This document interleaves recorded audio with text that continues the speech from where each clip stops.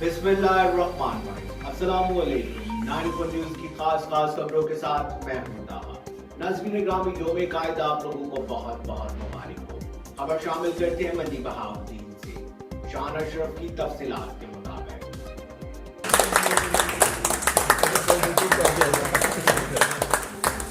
तफसीलात के मुताबिक Mandi Bahauddin chairman standing committee aviation division Haji Imtiaz Ahmad Chaudhry, deputy commissioner Tariq Ali Basra, DPO Mandi Bahauddin Syed Ali Raza ने कायदे आज़म मोहम्मद अली जिन्ना की सालगिरह पर केक काटा।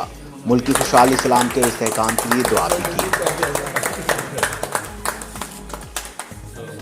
शान अशरफ की तफसीलात के मुताबिक इस मौका पर additional deputy commissioner Tauqeer Ilyas Cheema, additional commissioner Chaudhry Shafiq, assistant commissioner Kashif Nawaz ने भी केक काटा और कायदे आज़म मोहम्मद अली जिन्ना के मुल्क और कौम की आज़ादी के लिए दी गई लाजवाल खिदमात को खराज तहसीन पेश किया।